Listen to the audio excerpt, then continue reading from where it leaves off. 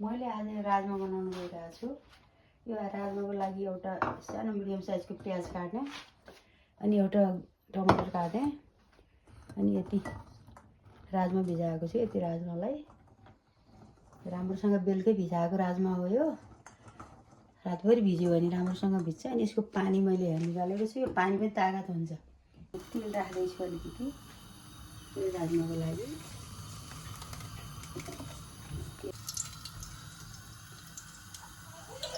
यो मैले मिडियम साइजको प्याज काटेर यहाँ राख्दैछु। प्याजहरू रातो रातो हुन्छ, अनि त्यसपछि राजमा हालिदिनु। प्याज भुट्दैछु म। रातो रातो भएपछि बल्ल अलिक स्वाद आउँछ त्यसको। प्याज काँचो भयो भने त्यति सजिलो गर्दैन। यो अब प्याज रातो भइसक्यो। अब मैले यहाँ राजमा हालिदिँदैछु यसरी है। राजमा यसरी उडेर राजमा काटिदिन्छु।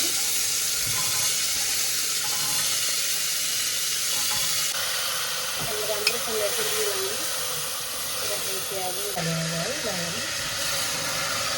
टमाटर पनि त गल्नु पऱ्यो। यसरी टमाटर मिलाइदिनु।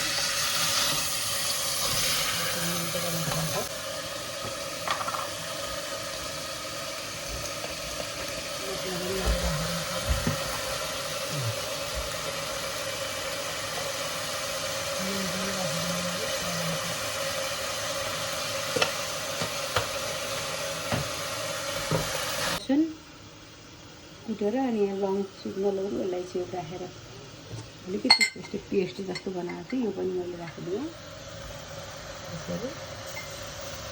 लङ अलैँचीले सजिलो बनाउँछ नि त खानालाई। राजमा रेडी। सानो खुर्सानी मैले यसो टुक्रो बनाएर राखेँ। धेरै मसिनो बनायो भने त्यो पिरो नखानेलाई हुँदैन नि त। यसो गरेपछि पिरो खाँदैन। खानेले खुर्सानी खान मिल्छ। अनि यसलाई यसरी मिलाइदिउँ। बनिगयो, राजमा बनिहाल्यो। के गाह्रै राख्ने, यसलाई आवश्यकता अनुसारको पानी राख्ने। आफूलाई कति झोल खान मन लाग्छ। अनि यी चिजहरू त झोलै खाने चिज हो नि त। टक्क झोल राख्यो। ल मैले यसलाई झोल राखेँ। पानी उमालेको पानी राखेँ है। पानी उमालिराखेको थिएँ त, तातो पानी यहाँ राखिदिएँ। यसलाई मैले ढक्कन बन्द गरेँ कुकरको।